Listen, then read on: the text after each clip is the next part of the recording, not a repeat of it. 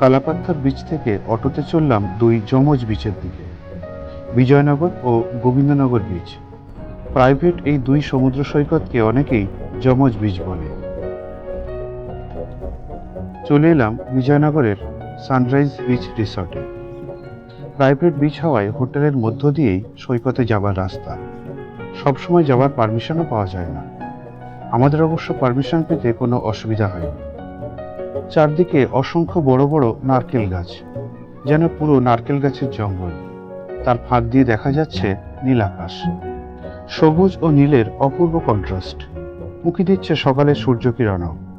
Private beach হওয়ায় চারদিকটা পরিপাটি করে সাজানো, নোংরার নামমাত্র নেই।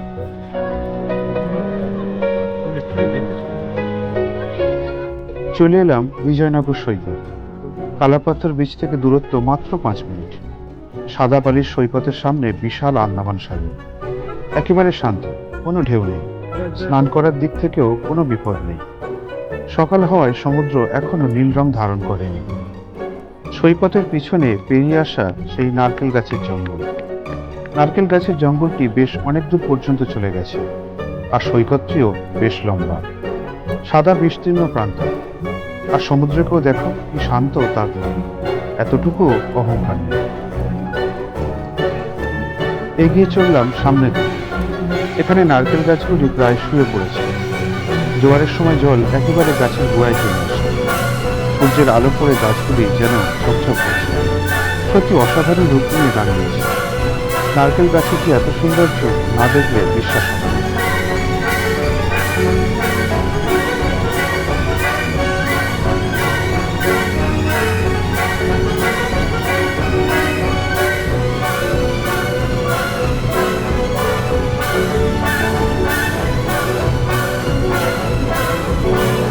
গাছের ফাঁকে ফাঁকে সাদা কাপড়ে ছাওয়া ছোট ছোট যেন ছাদনাতলা করা আছে।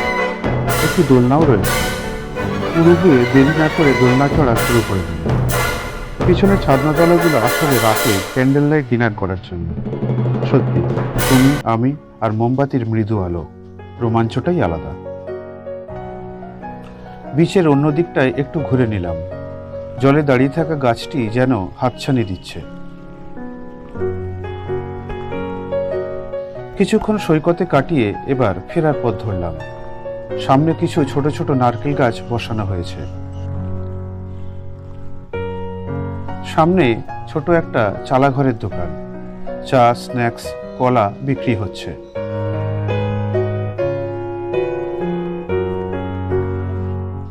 সানরাইজ বিচ রিসোর্টটি কিন্তু অসাধারণ। ছোট ছোট সারিবদ্ধ কটেজ, সদ্য বিবাহিত কাপলদের জন্য একদম আদর্শ পরিবেশ। নিরিবিলি নারকেল বাগান, সাদা বালি স্নিগ্ধ সৈকত ও শান্ত সমুদ্রে একান্তে সময় কাটানোর একেবারে আদর্শ পরিবেশ। যেভাবে খুশি যে কোনো পোশাকে এখানে দিব্যি থাকা যায়। তবে খরচ বেশ বেশি।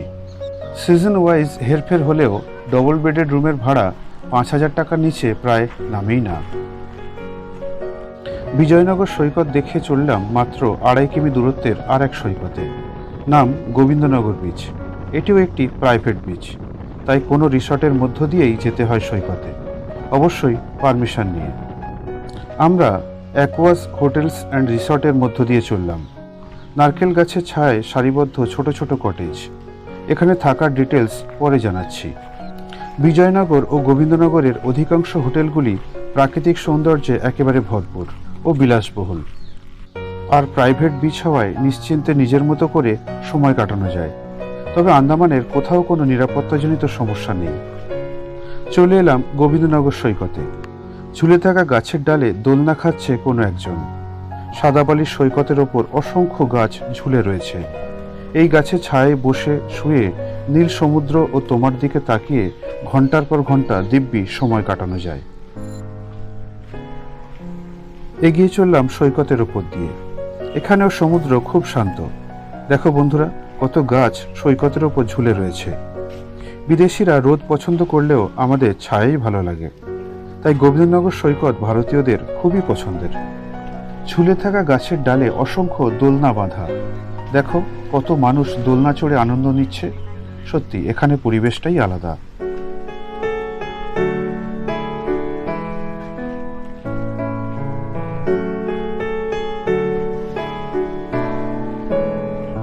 বিজয়নগর সৈকত জুড়ে যেখানে নারকেল গাছের সমাবেশ, গোবিন্দনগরে তেমনি অসংখ্য ছায়াময় গাছের বিশাল অবস্থান।